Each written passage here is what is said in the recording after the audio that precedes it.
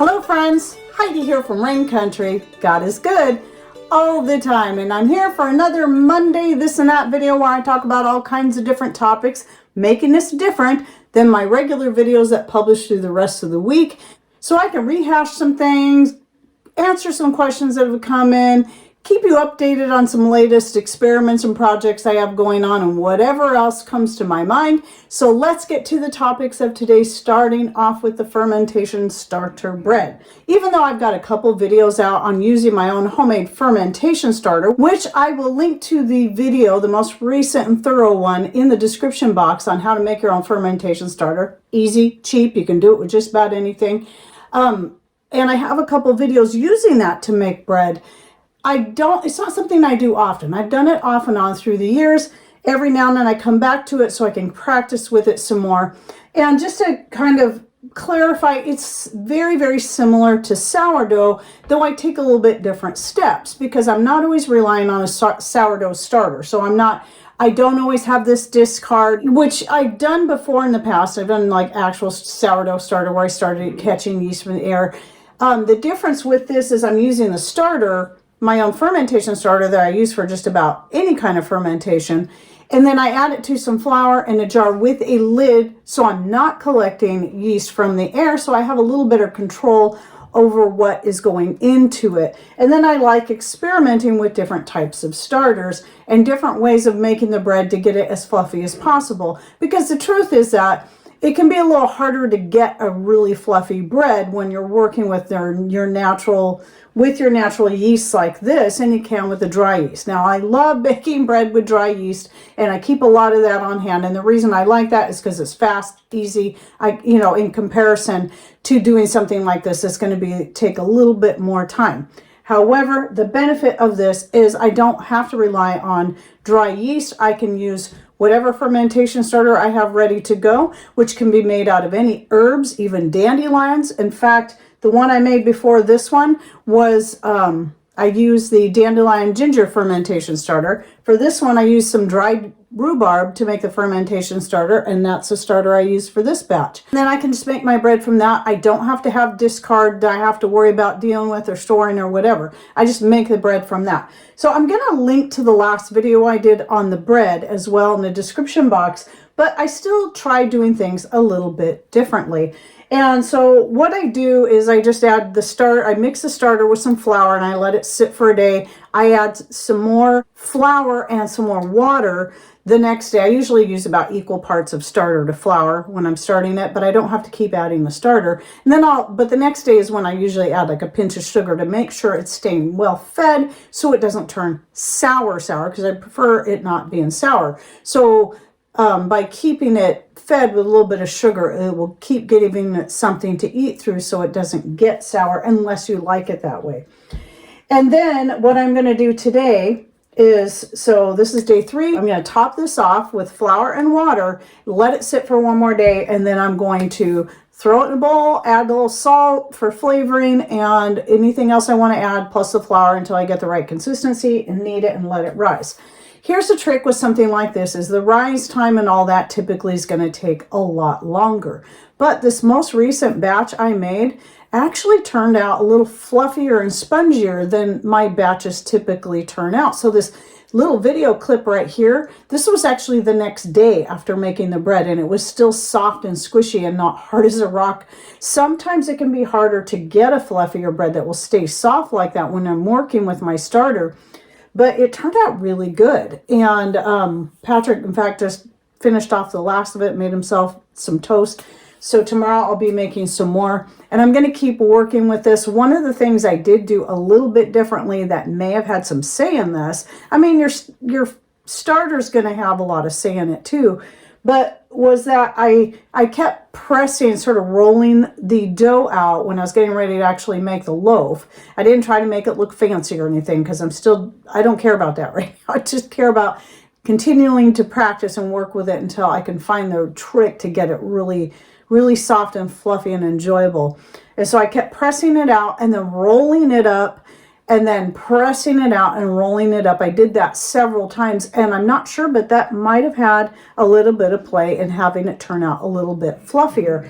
But it also just generally had a better rise than I usually get. So anyway, yes, you can make bread without having to have dry yeast, or without having to rely on it constantly having your sourdough starter ready to go, or constantly having discards, and not have it be so sour. So this bread turned out really good. It had the smell of sourdough, but not the sour flavor at all. It was actually kind of a sweeter flavor, and I didn't put much sugar in it. I just put a pinch of sugar into the dough the second day and the third day, and that was it, just to keep it fed, not to add sweetness to it.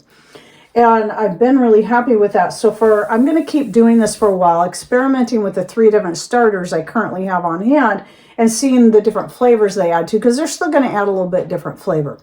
But it is a fun project, and if you're not crazy about sourdough or working with sourdough, but you want to just try something different, it could be something you might like better, because it does just have a little bit different flavor. So here's my freshly ground barley and hard white wheat flour, and I'm going to be adding that, topping off that jar, letting it ferment overnight, and then tomorrow making my bread. And so, yeah, and I was able to get a pretty decent rise out of it without it taking really, really long. I gave it about twice as long as I would for normal dry yeast bread, and it turned out pretty good. I was impressed. But I've used this same thing to make pizza crust before, and that turned out pretty good. And then the next thing I wanted to talk about, which I did actually talk about in the live show episode 8. So this is my last batch of mullein and usnea tincture that I made for Patrick, and he's going to need this here pretty soon because he's about done with the other one. Actually, the one he's working through, I think, is just mullein tincture. But in my more recent ones, I decided to throw a little bit of usnea in there, since that is also very good for lung health. And he's finding that at least the mullein has been very, very helpful to his lungs. He takes a little bit. I tell him just like a half shot is all you need, just before bed, and he's finding he's finally found something where he's seen a difference. And so I decided, since this one's not even quite ready yet, but it is nice and dark, you can see the difference in color, right? So, and this these two are already several days old, so they're already darker than they were. I'll put a picture here. In fact, this picture was taken the second day, the next day after I started. I should have done it the first day. But, color can tell you a lot about whether or not a tincture or extract is ready. So to me, looking at that color, I would say it's probably ready anyway. I'm just waiting to strain it out until he finally finishes off that last little bit that he has. And then I decided to get 2 more started. And when he finishes this, I'm going to get 2 more started. And by then I'll know for sure if he likes just the mullein, or if the mullein and usnea is an even better combination. So they have very similar benefits, the two, but I thought combining them would also, I'd like to see how well that works for him. So anyway, I just wanted to share that it has been effective, because he's really been having a difficult time sleeping at night because he has a hard time breathing, and then just, his lungs in more recent years have started bothering him, and we figure it's probably from a lifetime, even though he does wear a respirator when he's gluing together the chambers and doing stuff like that, working, sanding or anything that's got, very fine dust in the air. Still, he's had many years of exposure to different chemicals because of his jobs and the different things he's done, and we think that that's just taken a toll on his lungs. So, yeah, this has been helpful. I'm very, very happy with that, and I just wanted to share that with you. What I'm going to do is link to the last video where I show making this batch right here, where I'm just talking about how easy tinctures are to make. So if you're getting new into it, there's so many different opinions and ideas and thoughts, and people want to throw all this stuff at you, and it gets intimidating. But when I first started making tinctures and extracts, I just kind of dabbled, listened to a few different things, and then just started doing it my own way, and I find what works that way. And you can listen to all those voices, but too many people throwing so many ideas at you can make it so intimidating. It doesn't have to be. It can be very simple and easy to do, and something you don't have to be afraid of. And then you can learn to just start experimenting and creating your own recipes, like I've done my pain recipe. That's changed several times over the years, But I feel my most recent one is the one I've had, best flavor, best results with all the way around. And if you're interested in that recipe, I'll link to it in the description box as well. Sorry, my dog is whining because Patrick's getting ready to go up to the property again. So he likes to go with him wherever he goes, but it's too far. It's too much out there. So he stays home when he's going to the other property, the one up the mountain. And then I wanted to talk about so I had a video come out, by the time you're seeing this, it's probably been close to 2 weeks, about medical essentials, because I've been putting these lists together of things that I find most essential to keep, whether it be, types of food, types of medicine, types of whatever to keep stocked up on or have on hand. I'll link to the full playlist down below, but the most recent one was about medical supplies. And one thing I didn't think to mention, because I haven't needed to use it in a long time, but it was something I bought a couple years ago because I thought it would be nice to have, was an oximeter. So what this is the kind that you put on your finger like this, and then you turn it on and it reads your pulse and your oxygen levels. And I got that because I was kind of, for both of us really, because I was kind of worried about our lung health, to make sure we were getting plenty of oxygen. That was the main reason. That's one thing. And then the other one was, I was talking about using strips of linen. So keeping some just plain linen, non-colored, non-dyed, on hand to use for bandages. I mean, having gauze and all that, we have all the disposable bandages, gauze, we have tons of that kind of stuff, peroxide, rubbing alcohol, and so on. But thinking, when I started looking more into linen and its benefits, and realizing that linen was most commonly used for bandages, because not only does it breathe well, allow oxygen flow, but it also can help increase healing to wounds. Some people won't be thinking of fabrics like that, because you're thinking of something you want to be sterile, so you want to throw it away, get a new one out. But in a serious grid down situation, if those things aren't available, what are you going to do? Well, strips of linen can be, and have been, just like with anything else. Think of the sheets they use in the hospitals. They still have to be sterilized. You can sterilize these things. The old-fashioned way of sterilizing diapers, feminine napkins, or cloth was to boil them. But somebody brought up, and I don't always think of this because of where we live, sun. Hanging things in the sun. The sun is excellent for disinfecting. And so whenever we have those rare days in the summertime where we actually have sun, when I did cloth diapers with my kids, those got hung out in the sun. And not only did it help remove stains, it also helped to disinfect. Same thing with the cloth wipes I use in the bathroom. Same thing with the feminine napkins, anything cloth like that. Hang it in the sun. If you got the sun, use the sun. It's great. It's free for disinfecting. And I just don't always think to say stuff like that, because we live in rain country. There's a reason why I chose that name for my channel.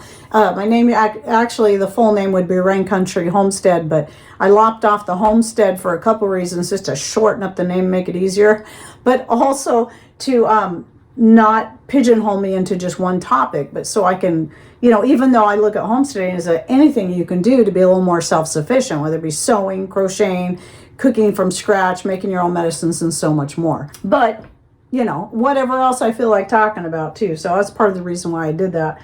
I just wish I would have done that with Rumble. I don't know why when I started my Rumble channel, I put Rain Country Homestead, but whatever. It would have made it a lot easier to find, especially when you're looking for videos.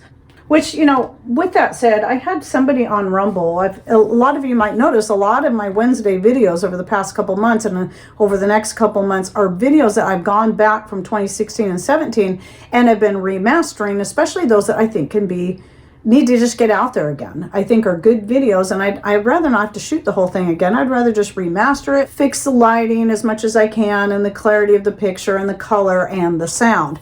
And adding pictures, adding text where needed. So several of those videos did happen to be sewing videos. So I had somebody on Rumble that was kind of complaining that, when did this become a sewing channel? Well, nothing's ever changed. Nothing's ever changed. I've always, clear back to 2016 when I started my channel, one of my earliest videos was how to make the frontier skirt out of the brown sheet. That's one of them that I recently had remastered and put back out. And so sewing has always been a part of my channel, just like anything else that has to do with being more self-sufficient. Now, Are the sewing videos for everyone? No, just for those who want to learn how to sew or want some simple projects or whatever. Just like I have crocheting videos. Not everybody cares about the crocheting videos. That's fine. I have cooking videos. I have vinegar making videos. I have gardening videos. I have many different kinds of videos out there.